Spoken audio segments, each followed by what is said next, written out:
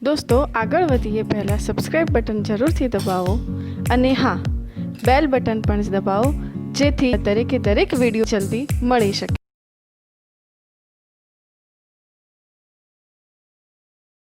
નમસ્કાર મિત્રો, ફરી એકવાર આપ સર્વેનું સ્વાગત છે। આપણે છેલ્લે હાઇઝનબર્ગના અનિશ્ચિતતાના સિદ્ધાંત વિશેની વાત કરી હતી। એના પહેલાં દ બ્રોગલીનું દ્વૈત સમીકરણ આપણે શીખ્યા હતા। હવે આપણે એના પછીનો ટોપિક જોઈએ, બોર નમૂનાની નિષ્ફળતાના કારણો। બોરનો નમૂનો નિષ્ફળ કેમ ગયો, તો એના માટેના કારણો કયા કયા છે? તો સૌથી પહેલી વાત કે બોર નમૂનાની અંદર જે ઋણભારિત કણ ઇલેક્ટ્રોન છે, એવા ઇલેક્ટ્રોનને કેન્દ્રની આસપાસ નિશ્ચિત કક્ષાઓની અંદર ઘૂમતો અથવા આપણે એમ કહીએ કે ફરતો કલ્પવામાં આવેલો છે। બોર નમૂનામાં ઋણભારિત ઇલેક્ટ્રોનને નિશ્ચિત કક્ષામાં ફરતો અથવા ઘૂમતો સ્વીકારેલ છે। જો અહીંયા શું કહ્યું છે કે નિશ્ચિત કક્ષામાં, બરાબર ને? હાઇઝનબર્ગનો સિદ્ધાંત શું કહે છે? ક્યારે એનું સ્થાન અને એનો વેગ બંને એક સાથે ચોકસાઈપૂર્વક નક્કી થઈ શકે નહીં। જ્યારે બોરનું તો આવું કોઈ આઈડિયા જ હતો નહીં, બરાબર ને? એટલે બોરે શું કર્યું હતું કે જે ઋણભારિત કણ છે એના માર્ગને નિશ્ચિત બતાવ્યો હતો, એક ચોક્કસ સ્થાન બતાવ્યું હતું, અને એ બાબત અહીંયા એના સિદ્ધાંતને ખોટી ઠેરવે છે। ચલો એના પછી બીજા નંબરે જોઈએ,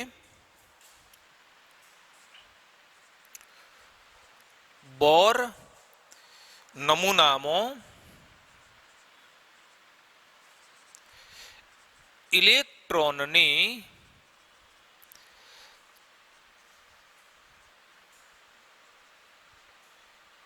તરંગ પ્રકૃતિને ધ્યાને લીધી નથી તથા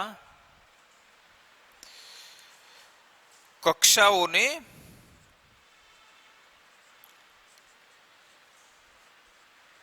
નિશ્ચિત પથ તરીકે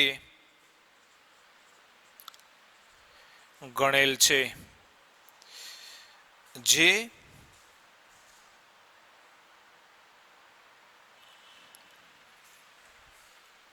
અથવા આપણે એમ કહીએ કે જ્યારે ઇલેક્ટ્રોનનું સ્થાન અને વેગમાન બંને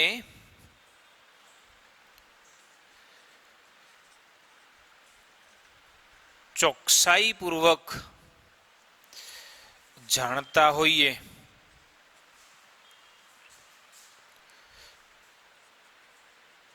ત્યારે તે શક્ય છે। જે હાઇઝનબર્ગના સિદ્ધાંત મુજબ શક્ય નથી। જો હવે આપણે અહીંયા બીજા મુદ્દાની વાત કરીએ કે બોર નમૂનામાં ઇલેક્ટ્રોનની તરંગ પ્રકૃતિને ધ્યાને લીધી નથી। આપણે અગાઉ બતાવ્યું કે બોરના નમૂનાની અંદર જે ઇલેક્ટ્રોન છે એને કણ તરીકે જ સ્વીકારેલો। મેં તમને અગાઉ બતાવ્યું હતું કે બોરે શું કહ્યું કે ઇલેક્ટ્રોન આ માર્ગમાં ગતિ કરે છે। આપણે એના પછી દ્રવ્યનો જે દ્વૈત સિદ્ધાંત શીખ્યા એના અંદર એવું બતાવ્યું કે ઇલેક્ટ્રોનને તરંગ પ્રકૃતિ પણ હોય છે। ઇલેક્ટ્રોન અર્થે એના નિશ્ચિત માર્ગની અંદર તરંગ સ્વરૂપે ગતિ કરે છે। એટલે આવી તરંગ પ્રકૃતિને બોર નમૂનાની અંદર ગણતરીમાં લીધી નથી તથા કક્ષાઓને નિશ્ચિત પથ તરીકે ગણેલા છે। આ જે કક્ષા છે એ જ માર્ગમાં ઇલેક્ટ્રોન ફરે છે, અર્થે તરંગ સ્વરૂપે ફરે છે એવું બતાવ્યું નથી। ઇલેક્ટ્રોનનું સ્થાન અને વેગમાન બંને જો ચોકસાઈપૂર્વક આપણે જાણતા હોઈએ તો જ આ એનો પથ નિશ્ચિત થઈ શકે, એ સિવાય એનો પથ નિશ્ચિત થાય નહીં। અને જો એનો પથ નિશ્ચિત ના હોય, મતલબ કે જો એનો પથ નિશ્ચિત નથી તો પછી આપણે આ ચોક્કસ માર્ગ બતાવી શકતા નથી. અને હાઇઝનબર્ગના સિદ્ધાંતની અંદર શું કહેવામાં આવ્યું છે કે જો તમે ઇલેક્ટ્રોનનો વેગમાન નિશ્ચિતપણે દર્શાવવાનો પ્રયત્ન કરો છો તો એનું સ્થાન દર્શાવી શકાતું નથી. એનું સ્થાન દર્શાવી શકો છો તો એનું જે વેગમાન છે એ દર્શાવી શકાતું નથી. બોરે તો શું કર્યું છે, ઇલેક્ટ્રોનનું સ્થાને નિશ્ચિત બતાવી દીધું છે અને ઇલેક્ટ્રોનનો વેગ પણ ગણેલો છે. આપણે બોર નમૂનાની જે અભિધારણાઓ હતી એના અંદર બતાવ્યું હતું કે ઇલેક્ટ્રોનનું કેન્દ્રથી અંતર કેટલું એ પણ બતાવેલું હતું, સ્થાન પણ બતાવ્યું હતું. અને એ સાથે સાથે ઇલેક્ટ્રોન કેટલા વેગથી જુદી જુદી કક્ષામાં ગતિ કરે છે એ પણ ગણતરી કરેલી છે. એટલે ત્યાં આગળ આ જે બોર છે એ ખોટો પડે છે અથવા એની આ જે ધારણા છે એ શક્ય બનતી નથી. ચાલો એના પછી જોઈએ ત્રીજો અને છેલ્લો મુદ્દો. આમ હાઇડ્રોજન પરમાણુનો બોર નમૂનો દ્વૈત સિદ્ધાંત ને ધ્યાનમાં લેતો નથી. સાથે સાથે હાઇઝનબર્ગના સિદ્ધાંત નો વિરોધાભાસી, ધ્યાનમાં લેતો નથી તેમજ હાઇઝનબર્ગના સિદ્ધાંતનો વિરોધાભાસી છે. મતલબ કે જે હાઇઝનબર્ગનો સિદ્ધાંત છે એના કરતો એ વિરુદ્ધ પ્રકારની પ્રકૃતિ અહીંયા ધરાવે છે. અને આથી આ સિદ્ધાંત બીજા પરમાણુઓને લાગુ પાડવાનો કોઈ અર્થ નથી. ચાલો જુઓ મિત્રો, હાઇડ્રોજનનો જે પરમાણુનો બોર નમૂનો છે એ દ્વૈત સિદ્ધાંતને ધ્યાનમાં લેતો નથી. તમે જાણો છો કે દ્વૈત સિદ્ધાંત જે દ બ્રોગલીનો દ્વૈત સિદ્ધાંત છે એ બોર સિદ્ધાંત પછી અસ્તિત્વમાં આવ્યો. બરાબર ને? જે બોરના નમૂનાની જે ખામી હતી, એની ભૂલ હતી, એને સુધારવા માટે આ જે દ્વૈત સિદ્ધાંત છે અસ્તિત્વમાં આવ્યો. મતલબ કે હાઇડ્રોજન પરમાણુ માટેનો જે બોરનો નમૂનો છે એ દ્વૈત સિદ્ધાંતને ધ્યાનમાં લેતો નથી. અર્થાત કોઈ પણ કણ એ તરંગની અને કણની પ્રકૃતિ ધરાવે છે એવું આ નમૂનાની અંદર એનો ઉલ્લેખ નથી. તેમજ હાઇઝનબર્ગના સિદ્ધાંતનો વિરોધાભાસી છે. હાઇઝનબર્ગનો સિદ્ધાંત એમ કહે છે કે કણનું સ્થાન જો નક્કી કરીએ છીએ તો વેગમાન નક્કી નથી થતું, જો વેગમાન નક્કી કરીએ છીએ તો સ્થાન નક્કી નથી થતું. જ્યારે આ તો એમ કહે છે કે સ્થાને નક્કી થાય અને વેગમાને નક્કી થાય છે, માટે એ વિરોધાભાસી છે. જો હાઇડ્રોજન પરમાણુ માટે આ બોર નમૂનો એ નિષ્ફળ હોય તો પછી બીજા બધા પરમાણુઓને આ સિદ્ધાંત અથવા તો આ જે બોર નમૂનો છે એ લગાડવામાં આવે તો એ સાચો ઠરતો નથી, અથવા બીજા પરમાણુઓ માટે પણ એ ખોટો પડશે. મતલબ કે એનો કોઈ અર્થ રહેતો નથી. તો આપણે અહીંયા બતાવીએ છીએ કે આ કારણોના પરિણામે જે બોર નમૂનો છે એ નિષ્ફળ નીવડે છે. બરાબર? ચાલો, હવે બોરનો નમૂનો જો નિષ્ફળ નીવડ્યો તો હવે એના પછી આપણે પરમાણુ નમૂનાની સાચી સમજ શાનાથી મળી શકે? બરાબર છે? યાદ રાખો કે જેમ આપણે અગાઉ બતાવ્યું એમ કે સૌથી પહેલા થોમ્સનનો પરમાણુ નમૂનો આવ્યો, પછી રુથરફોર્ડનો પરમાણુય નમૂનો આવ્યો અને છેલ્લો બોરનો નમૂનો આવ્યો. બરાબર? બોર પછી સ્પેસિફિક કોઈ પરમાણુ માટેનો કોઈ વૈજ્ઞાનિક દ્વારા રજૂ કરેલો પરમાણુ નમૂનો આવ્યો નથી, પણ જે પરમાણુ છે એના વિશેની માહિતી ક્વોન્ટમ યંત્રશાસ્ત્રના સંદર્ભમાં પ્રાપ્ત થઈ છે. હવે ક્વોન્ટમ યંત્રશાસ્ત્ર એ શું છે અને એનાથી પરમાણુની કઈ કઈ માહિતી આપણને પ્રાપ્ત થાય છે એ આપણે હવે અહીં આગળ શીખવાનો પ્રયત્ન કરીએ છીએ. બરાબર? અને જ્યારે તમે ક્વોન્ટમ યંત્રશાસ્ત્ર બરાબર સમજશો એટલે તમને પરમાણુ વિશેના જે કંઈ કન્ફ્યુઝન છે એ સંપૂર્ણપણે દૂર થઈ જાય. એમ તો મોટાભાગે આપણે બધી સ્પષ્ટતા કરી કે પરમાણુના અંદર જે ઇલેક્ટ્રોન છે એ નિશ્ચિત માર્ગ ઉપર નથી ફરતો, તરંગ સ્વરૂપે ફરે છે. કેન્દ્રની અંદર પ્રોટોન અને ન્યુટ્રોન જેવા કણો રહેલા હોય છે. બરાબર ને? ઇલેક્ટ્રોન જુદી જુદી કક્ષાઓની અંદર ફરે છે, કક્ષા એ શું છે, કક્ષક શું છે, વગેરે વગેરે વગેરે. તો આ બધી બાબતો એ આપણે ક્વોન્ટમ યંત્રશાસ્ત્રના સંદર્ભમાં એની ચર્ચા કરીશું, અથવા એ શીખ્યા પછી કક્ષા, કક્ષક અને જે ક્વોન્ટમ આંક છે એના વિશેની આપણે વધારે સ્પષ્ટતા કરીશું. તો એના પછીનો ટોપિક જોઈએ ક્વોન્ટમ યંત્રશાસ્ત્ર. નોટ કરી લેજો. ચાલો જુઓ મિત્રો, ક્વોન્ટમ યંત્રશાસ્ત્ર એટલે શું? ક્વોન્ટમ યંત્રશાસ્ત્ર દ્વારા આપણને કઈ માહિતી મળી શકશે? તો એકચ્યુઅલી ક્વોન્ટમ યંત્રશાસ્ત્ર સમજીએ પહેલા આપણે ન્યૂટન યંત્રશાસ્ત્રનો અહીંયા થોડોક ઉલ્લેખ કરી દઈએ. ન્યૂટન યંત્રશાસ્ત્ર, અથવા આપણે એને ક્લાસિકલ મિકેનિક તરીકે ઓળખીએ છીએ. હવે સામાન્ય રીતે આ બંનેમાં ફરક શું છે? જે ક્વોન્ટમ મિકેનિક્સ અને ક્લાસિકલ મિકેનિક્સ, આ બંને વચ્ચેનો ફરક કયો, એની આપણે અહીંયા સ્પષ્ટતા કરી દઈએ પહેલા. તો સામાન્ય રીતે જે સ્થૂળ પદાર્થો છે, બરાબર ને, મેં તમને પહેલા કહ્યું હતું સ્થૂળ પદાર્થો કોને કહીએ છીએ? દાખલા તરીકે કોઈક વિમાન આકાશની અંદર ઉડી રહ્યું છે, પાટા ઉપર કોઈ ટ્રેન દોડી રહી છે, બરાબર ને? તો આ બધા સ્થૂળ પદાર્થો કહીએ છીએ. ઇવન આપણે તો એમ પણ કહીએ છીએ કે ક્રિકેટનું દડો પણ એ સ્થૂળ પદાર્થ છે. તો આ પ્રકારના જે પદાર્થો છે એને ન્યૂટન યાંત્રિકી અથવા ન્યૂટન યંત્રશાસ્ત્ર, મતલબ કે જે ન્યૂટનના નિયમો છે એનો આપણે અહીંયા ઉપયોગ કરીએ છીએ એની ગતિ માટે, એનું કોઈ પણ સમયે સ્થાન નક્કી કરવા માટે, એના વેગ માટે, એની ઉર્જા માટે વગેરે વગેરે બાબતો જે છે, તો એના માટે ક્લાસિકલ મિકેનિક્સનો ઉપયોગ કરીએ છીએ. બરાબર? તરંગ યંત્રશાસ્ત્રનો ઉપયોગ આપણે એમાં કરતા નથી. બરાબર? કેમ? તો એનું કારણ એ છે કે જે આવા સ્થૂળ પદાર્થો છે એ જ્યારે ગતિ કરતા હોય એટલે તરંગ સ્વરૂપે તો ગતિ કરવાના જ છે. આપણે જે અગાઉ દ બ્રોગલીનો દ્વૈતવાદ શીખ્યા એમાં એવું બતાવ્યું છે કે કોઈ પણ ગતિશીલ કણ એ કણ ઉપરાંત તરંગની પ્રકૃતિ ધરાવે છે. જ્યારે ટ્રેન દોડતી હશે તો એ તરંગ સ્વરૂપે ગતિ કરવાની, પણ એની તરંગ લંબાઈ એટલી બધી નાની હશે કે જે વ્યવહારની અંદર માપવી શક્ય જ નથી. બરાબર છે? તો અહીંયા તરંગ સ્વભાવની ગણતરીમાં લેતા નથી. માની લો કે જો અહીંયા તરંગ સ્વભાવની ગણતરીમાં નથી લેતા અને પછી આ ક્લાસિકલ મિકેનિક્સ એ જો ઇલેક્ટ્રોન જેવા સૂક્ષ્મ કણને લાગુ પાડવામાં આવે છે તો આપણી બધી ગણતરી ત્યાં આગળ ખોટી પડશે. કેમ? કારણ કે અહીંયા તો એના તરંગ સ્વભાવને ગણતરીમાં જ લીધું નથી.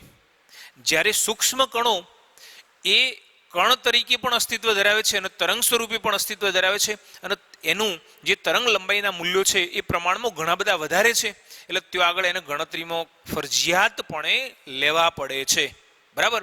એટલે ક્લાસિકલ મિકેનિક્સ એ સ્થૂળ પદાર્થો માટે યોગ્ય છે, પણ જે અતિ સૂક્ષ્મ ગતિશીલ કણો છે એના માટે એ કામનું હોતું નથી. બરાબર? એટલે આપણે અહીંયા શબ્દ વાપરીશું ન્યૂટન યંત્રશાસ્ત્ર અથવા ક્લાસિકલ મિકેનિક્સ. તો એ એકચ્યુઅલી સ્થૂળ પદાર્થો માટે. જ્યારે ક્વોન્ટમ યંત્રશાસ્ત્ર એ શું છે? તો જે ક્વોન્ટમ યંત્રશાસ્ત્ર છે એ કોના માટે વાપરી શકાય? તો દ્રવ્યની દ્વૈત વર્તણૂક ધરાવતા કણો માટે વાપરી શકાય છે. એટલે આપણે અહીંયા બતાવીએ, ક્વોન્ટમ યંત્રશાસ્ત્રમાં દ્રવ્યની દ્વૈત વર્તણૂકને ધ્યાનમાં લેવામાં આવે છે. બંને પ્રકારની જે વર્તણૂક છે એને આપણે ધ્યાને લઈએ છીએ. એકચ્યુઅલી આ જે ક્વોન્ટમ યંત્રશાસ્ત્ર છે એ સૈદ્ધાંતિક વિજ્ઞાન છે.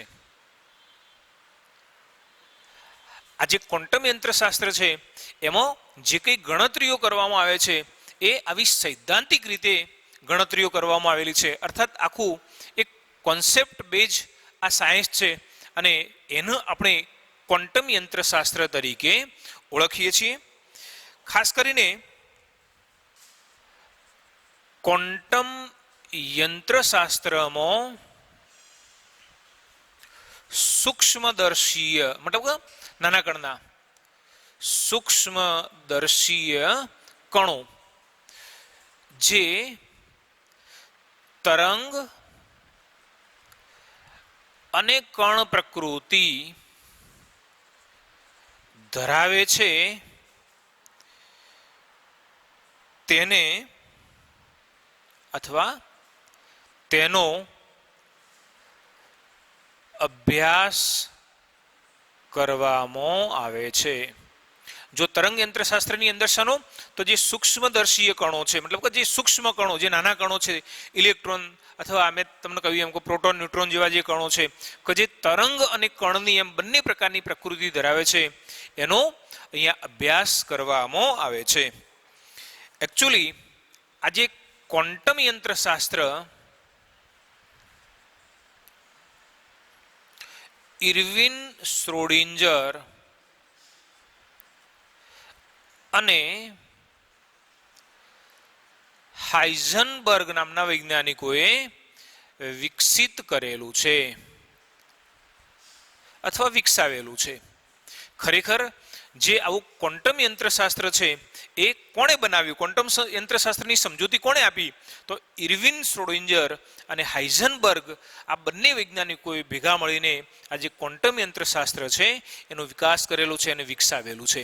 બરાબર. તો ફરી એકવાર ક્વોન્ટમ યંત્રશાસ્ત્ર કોને કહીએ છે, તો જેની અંદર દ્રવ્યની દ્વૈત વર્તણૂકને ધ્યાનમાં લેવામાં આવે છે એને ક્વોન્ટમ યંત્રશાસ્ત્ર કહીએ છીએ. આ એક સૈદ્ધાંતિક વિજ્ઞાન છે, ગણતરીઓ વાળું વિજ્ઞાન છે, આમાં કોઈ પ્રાયોગિક બાબતોનો અવકાશ નથી.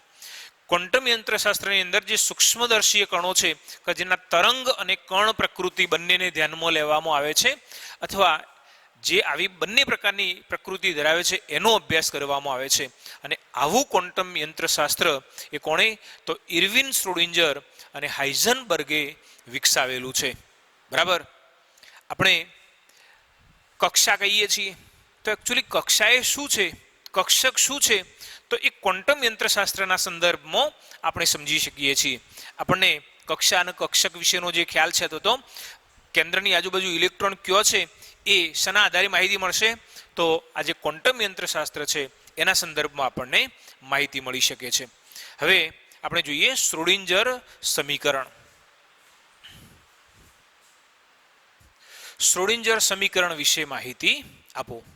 મિત્રો હવે જુઓ, આ જે શ્રોડિંજરનું તરંગ સમીકરણ છે એ એકચ્યુઅલી દ્રવ્યની દ્વૈત વર્તણૂકને ધ્યાને લે છે. આપણે અગાઉ બતાવ્યું એમ કે જે આપણે એવું કહીએ છીએ કે જે કણ અને તરંગ એમ બંને પ્રકારની પ્રકૃતિ ધરાવે છે એના માટે આપણે આ ક્વોન્ટમ યંત્રશાસ્ત્રનો ઉપયોગ કરીએ છીએ.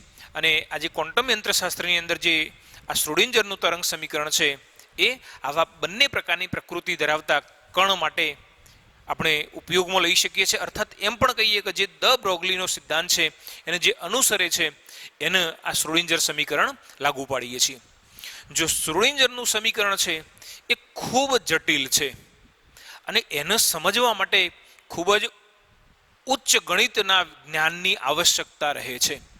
મતલબ એવું કહેવાય કે શ્રોડિંજરનું તરંગ સમીકરણ અને એના ઉપરથી એણે પરમાણુના કેન્દ્રની આજુબાજુ ઇલેક્ટ્રોનની મળી આવવાની જે સંભાવનાનો વિસ્તાર આપણે જેને કક્ષક તરીકે ઓળખીએ છીએ એ ખાલી શ્રોડિંજર જ સમજે છે. બીજા કોઈની તાકાત નથી કે બીજા કોઈ સમજી શકે. બરાબર ને? પણ આપણે જો કે આપણે એ સમજવાનો પ્રયત્ન નથી કરવાનો. આપણે ખાલી એ કેવી રીતે એણે મેળવ્યું એ બધામાં તો આપણને ક્યારેય ગમે તેટલો પ્રયત્ન કરીએ તો સહેજે સમજાશે જ નહીં. બરાબર. અને આપણે ત્યાં સુધી જવાનું એ નથી. આપણે માત્ર ને માત્ર એ જ સમજવાનું છે કે જે ઇલેક્ટ્રોન છે એનું સ્થાન કયું આગળ હશે અને કેવી રીતે મેળવવામાં આવે છે. તો આવા શ્રોડિંજરના તરંગ સમીકરણને સમજવા માટે ખૂબ જ ઊંડા જ્ઞાનની જરૂર છે ગણિતના. અને એ જો જ્ઞાન હશે તો જ આપણે આ શ્રોડિંજરના તરંગ સમીકરણને ઉકેલી શકીએ છીએ. તો એ બે ત્રણ બાબતો બતાવી દઈએ.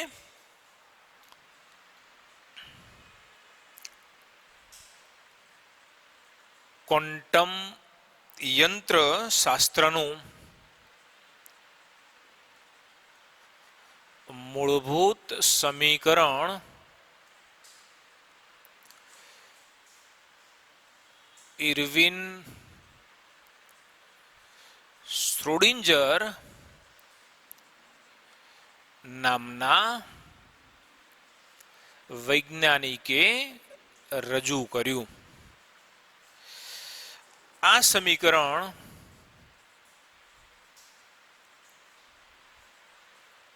ખૂબ જ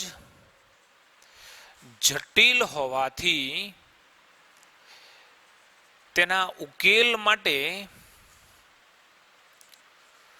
ઉચ્ચ ગણિત ના જ્ઞાનની જરૂર પડે છે. ચલો, હવે સમીકરણ કેવું છે? તો સમીકરણ કંઈક આ પ્રકારે છે, પણ કોના માટે? અણુ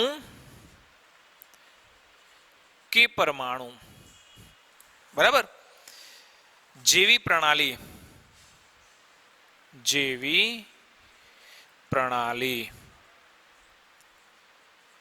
જેની ઉર્જા સમય સાથે બદલાતી નથી, મતલબ કે અચળ રહે છે નથી, તે માટે સમીકરણ નીચે મુજબ દર્શાવી શકાય છે. સમીકરણ કેવું છે? તો H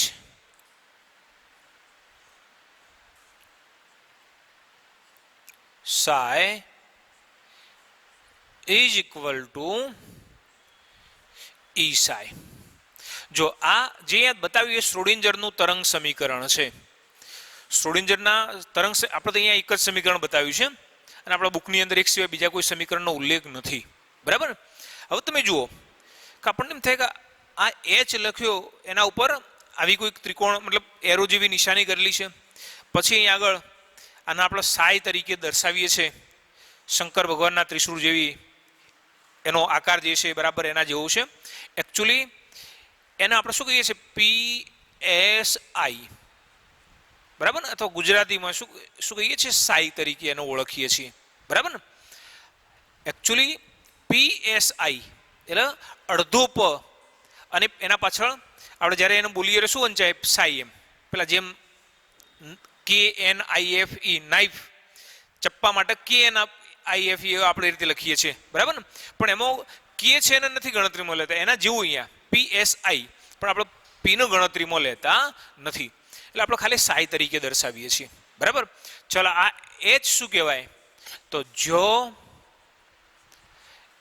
H હેમિલ્ટોનિયન કારક છે, જે પ્રણાલી માટે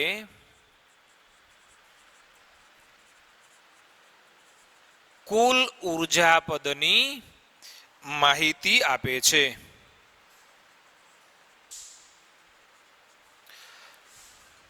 ચલો, ઈ શું કહીએ છીએ? તો ઈ પ્રણાલીની કુલ ઉર્જા છે, અને આ જે સાઈ છે એને શું કહીએ છીએ? તરંગ વિધેય કહીએ છીએ. આપણે પછી વાત કરીએ તરંગ વિધેય એટલે શું, બરાબર? તો અહીંયા આ એના અંદર આવતા જે પદ છે એનો આપણે અહીંયા ઉલ્લેખ કરીએ છીએ, બરાબર? અહીંયા આપણે અહીંયા બતાવ્યું કે હેમિલ્ટોનિયન કારક છે, જે પ્રણાલી માટે કુલ ઉર્જા પદની માહિતી આપે છે. હવે આપણને એમ થાય કે હેમિલ્ટોનિયન કારક એટલે શું? આપણે બહુ એમાં ડીપમાં નહીં જવાનું, ખાલી એટલું યાદ રાખવાનું કે આને શું કહેવાય? હેમિલ્ટોનિયન કારક છે, બરાબર ને? એ પહેલા જ કહ્યું છે કે ઉચ્ચ ગણિતના જ્ઞાનની જરૂર પડે છે, બરાબર? અને એટલું બધું જ્ઞાન આપણી પાસે છે જ નહીં. અને મેં તમને પહેલા કહ્યું કે જે અહીંયા શ્રોડિંજરનું તરંગ સમીકરણ લખીએ છીએ એ શ્રોડિંજર સિવાય બીજા કોઈને સમજાવ્યું જ નથી, ને આપણે સમજવું એ નથી, બરાબર?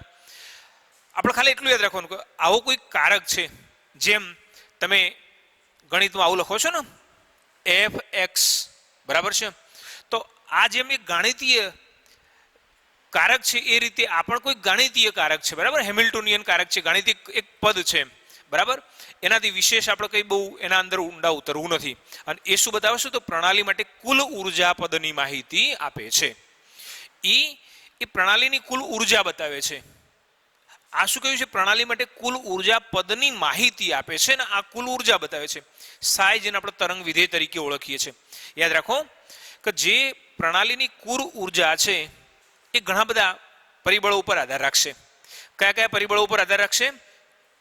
તો જુઓ, દાખલા તરીકે આપણે એમ કહીએ કે કણની ગતિશક્તિ, જે કણ છે એ કેટલા વેગથી ગતિ કરી રહ્યો છે એના ઉપર, ગતિશક્તિ ઉપર એના ઉપર આધાર રાખશે. આકર્ષણ અને અપાકર્ષણ ઉપર આધાર રાખશે. આપણે જાણીએ છીએ કે અણુ અથવા પરમાણુ જે પ્રણાલી લઈએ છીએ તો એમાં કેન્દ્ર અને કેન્દ્ર વચ્ચે અપાકર્ષણ થતું હશે, ઇલેક્ટ્રોન અને ઇલેક્ટ્રોન વચ્ચે અપાકર્ષણ થતું હશે, કેન્દ્ર અને ઇલેક્ટ્રોન વચ્ચે આકર્ષણ થતું હશે. તો આવું આકર્ષણ કેટલા પ્રમાણમાં થાય છે, અપાકર્ષણ કેટલા પ્રમાણમાં થાય છે, તો એના ઉપર પણ આ જે બાબત છે એ આધાર રાખે છે. બરાબર. હવે આ જે શ્રોડિંજર તરંગ સમીકરણ છે એના અંદર એક સમીકરણ, આપણે ખાલી તમારી જાણ સારું, એક સમીકરણ આ પ્રકારનું પણ આવશે, મતલબ આવું હતું એમ. હવે કદાચ નવા સિલેબસની અંદર એનો ઉલ્લેખ નથી, આનાથી એ બહુ વિચિત્ર છે.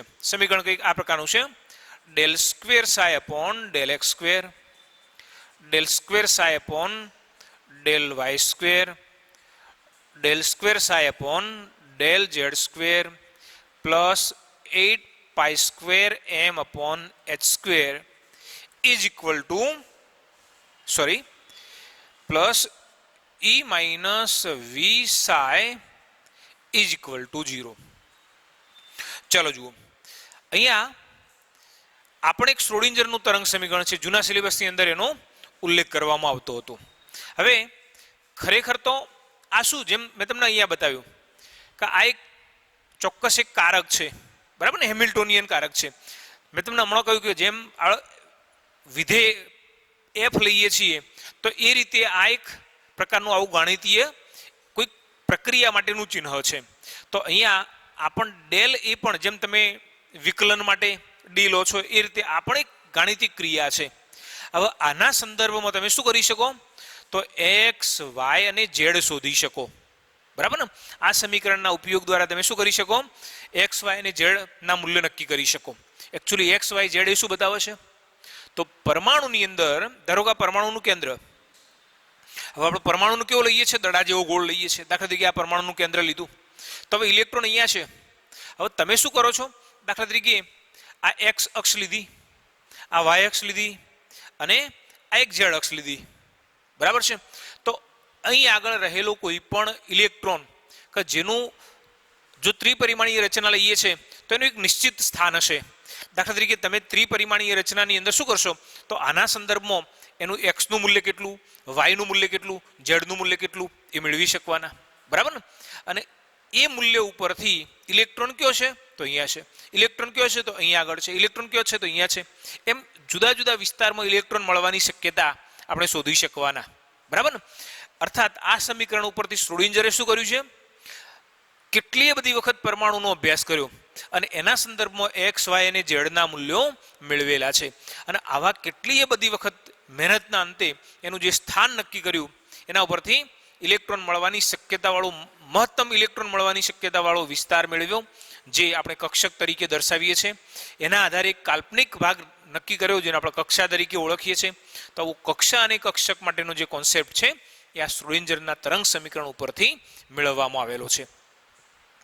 ચાલો જોઈ લેજો. હવે આ આપણા માટે કામનું નથી.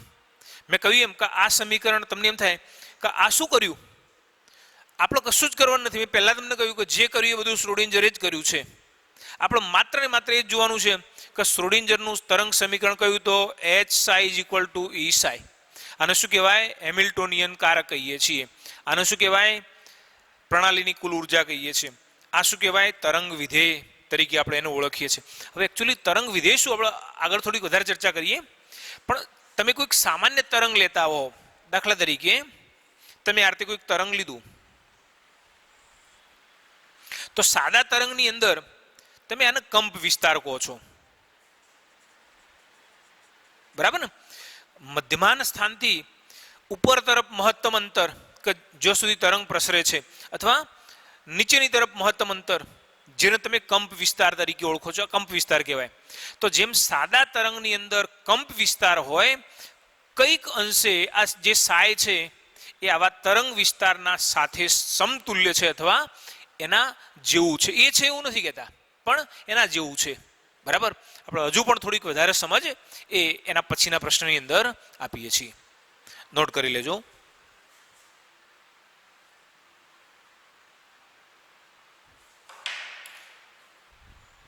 ચાલો જુઓ, હાઇડ્રોજન પરમાણુ અને શ્રોડિંજર સમીકરણ. આપણે અહીંયા થોડોક ટાઈમ બચે એટલા માટે મેં પહેલા અહીંયા નોટ કરી દીધી છે. જુઓ, શ્રોડિંજર સમીકરણ એ હાઇડ્રોજન પરમાણુના ઉકેલ માટે જ્યારે ઉપયોગમાં લેવામાં આવ્યું તો આ પ્રકારના પરિણામો પ્રાપ્ત થયા. કયા કયા પરિણામો પ્રાપ્ત થયા?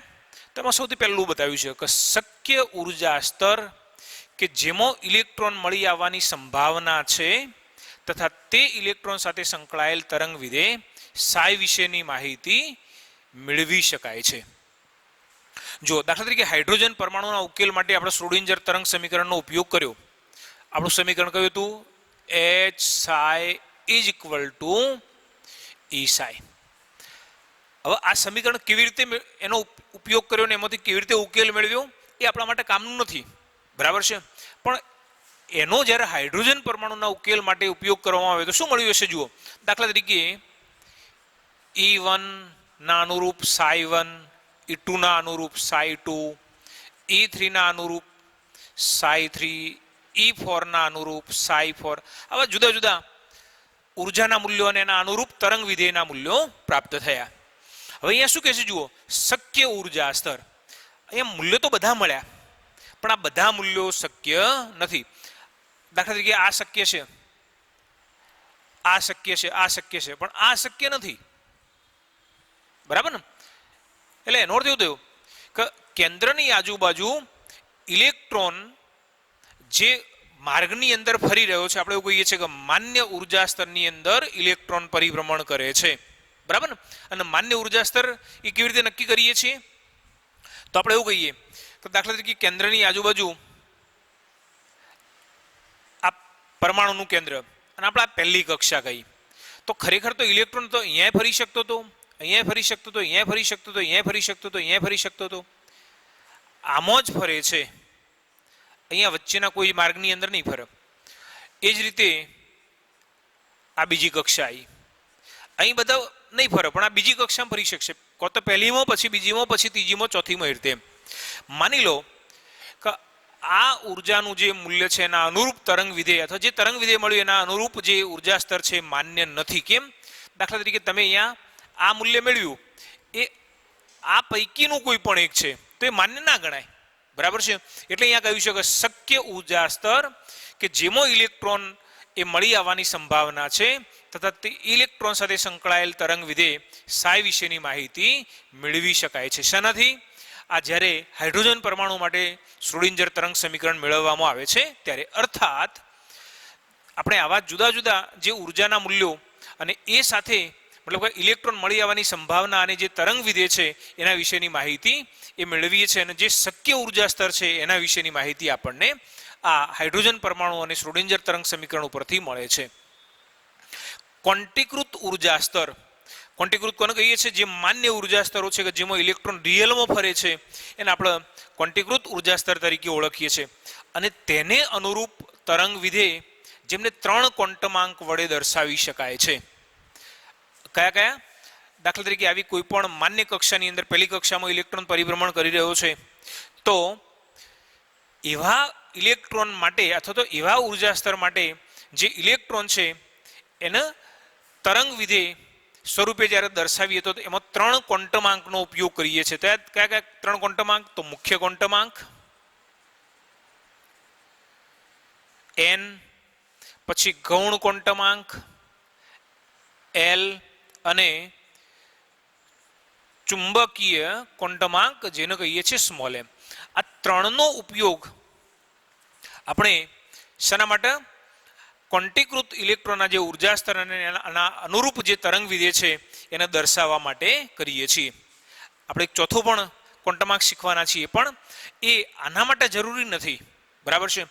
અર્થાત આપણે એમ કહીએ કે હાઇડ્રોજન પરમાણુ માટે જ્યારે શ્રોડિંજર તરંગ સમીકરણનો ઉપયોગ કરીએ છીએ તો એનાથી આપણને આ પ્રકારની માહિતી મળી શકે છે.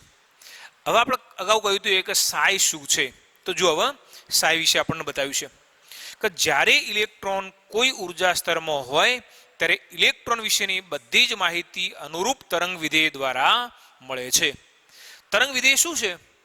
તો આપણે એમ કહીએ કે ઇલેક્ટ્રોન માટેની કુંડળી છે. બરાબર ને?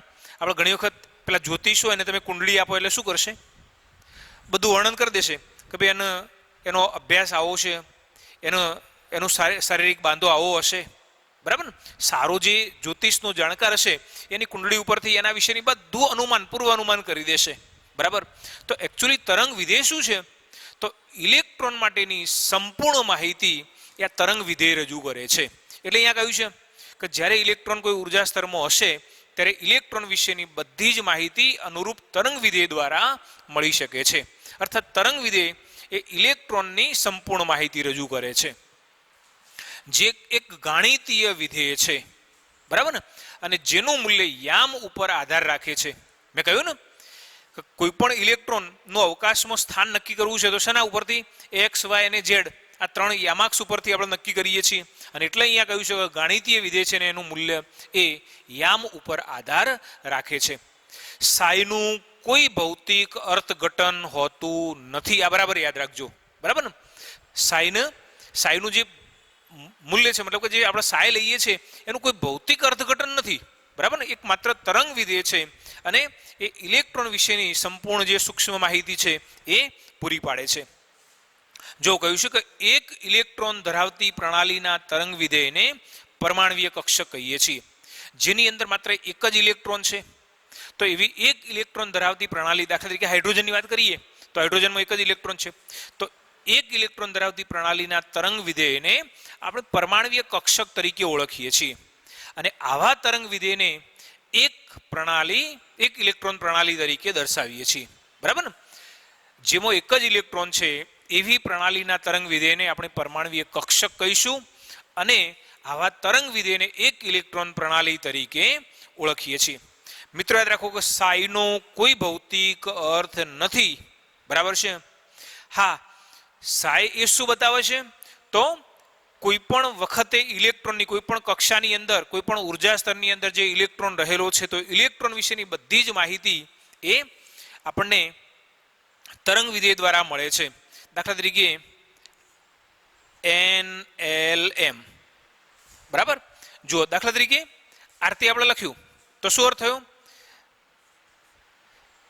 410. આ એના ક્વોન્ટમ આંકના મૂલ્યો બતાવે છે. આના ઉપરથી આપણને સંપૂર્ણ માહિતી મળી શકે કે આજે સાય છે કોનો છે? ચોથી કક્ષાનો છે. બરાબર ને? અહીંયા L એટલે ગૌણ ક્વોન્ટમ આંક L, જેનું મૂલ્ય 1 હશે એના માટેનો છે. અને જે અહીંયા M નું મૂલ્ય 0, મતલબ કે ચુંબકીય ક્વોન્ટમ આંક M નું મૂલ્ય જેના માટે 0 હશે, મતલબ કે જે કક્ષકનો પેટા પ્રકાર હશે એના માટે આ મૂલ્ય બતાવે છે. એટલે આપણે આ જે સાય છે એના સંદર્ભમાં, મતલબ કે એના ઉપરથી આપણે ઇલેક્ટ્રોન વિશેની માહિતી મેળવી શકીએ છીએ.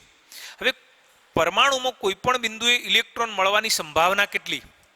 દાખલા તરીકે તમે આ પરમાણુ લીધો, આ પરમાણુનું કેન્દ્ર લીધું, તો આ બિંદુએ ઇલેક્ટ્રોન મળવાની સંભાવના કેટલી એ આ જે તરંગ વિધેય હતું સાય સ્ક્વેર એના સમપ્રમાણમાં હોય છે. બરાબર ને? પરમાણુમાં કોઈ પણ બિંદુએ ઇલેક્ટ્રોન મળવાની, તમે અવકાશની અંદર કોઈ પણ એક સ્થાન નક્કી કર્યું તો એ પરમાણુનું કોઈ પણ બિંદુ થયું, તો એ બિંદુએ ઇલેક્ટ્રોન મળવાની જે સંભાવના છે એ કેટલી હશે એ આપણે સાય સ્ક્વેરના આધારે નક્કી કરીએ છીએ. એવું કહ્યું છે કે સાય સ્ક્વેરના સમપ્રમાણમાં હોય છે. ચાલો જુઓ મિત્રો, શ્રોડિંજર સમીકરણનું મહત્વ શું છે? તો આપણે એવું બતાવીએ કે હાઇડ્રોજન પરમાણુ માટે જે બોરનો નમૂનો હતો, હવે એકચ્યુઅલી બોરનો નમૂનો, બોરે હાઇડ્રોજન પરમાણુનો જ અભ્યાસ કરેલો છે. એટલે હાઇડ્રોજન પરમાણુ માટે બોરના નમૂનાની અંદર જે બાબતો સ્પષ્ટ રીતે સમજાવી શકાય નહોતી એ બાબતો શ્રોડિંજરના તરંગ સમીકરણ દ્વારા સમજાવી શકાય છે. અથવા જે તો આગળ મર્યાદાઓ હતી એ મર્યાદાઓ અહીંયા શ્રોડિંજરના સમીકરણ દ્વારા આપણે દૂર કરી શક્યા છીએ. અથવા બોરના પરમાણુ નમૂનામાં જે બાબતો નહોતી સમજાઈ આપણે અહીંયા સમજી શક્યા છીએ. તો અહીંયા શ્રોડિંજર સમીકરણનું મહત્વ શું? તો બોર નમૂનાની મર્યાદાઓને દૂર કરવી. ચાલો હવે એના પછીનો ટોપિક છે શ્રોડિંજર સમીકરણની મર્યાદા જણાવો. હવે આ સમીકરણની ખામી અથવા એની મર્યાદા કઈ છે? તો શ્રોડિંજર સમીકરણ એ બહુ ઇલેક્ટ્રોન ધરાવતા ઘટકોને જ્યારે લાગુ પાડવામાં આવે છે ત્યારે કેટલીક મુશ્કેલીઓ સર્જાય છે. મતલબ કે એક ઇલેક્ટ્રોન ધરાવતી જે પ્રણાલી છે એને જ્યારે લાગુ પાડવામાં આવે તો પછી એ લગભગ એને સચોટ પરિણામ આપે છે. પણ જ્યારે એક કરતો વધુ ઇલેક્ટ્રોન ધરાવતા બહુ ઇલેક્ટ્રોન ધરાવતા પરમાણુ માટે જ્યારે આ શ્રોડિંજર તરંગ સમીકરણ લાગુ પાડવામાં આવે છે ત્યારે કેટલીક મુશ્કેલીઓ સર્જે છે. તો પછી પ્રશ્ન એ થાય કે બહુ ઇલેક્ટ્રોન ધરાવતા જે ઘટકો છે એના માટે શું કરવાનું? તો જ્યારે એક કરતો વધુ ઇલેક્ટ્રોન ધરાવતા ઘટકો માટે જ્યારે શ્રોડિંજર તરંગ સમીકરણ લાગુ પાડવામાં આવે છે ત્યારે એની ચોક્કસ મૂલ્ય ચોક્કસ વેલ્યુ મળતા નથી, પણ એમાં આશરા પડતા મૂલ્યો મેળવીને અથવા તો લઈને આ જે સમસ્યા છે એનું નિરાકરણ કરવામાં આવે છે.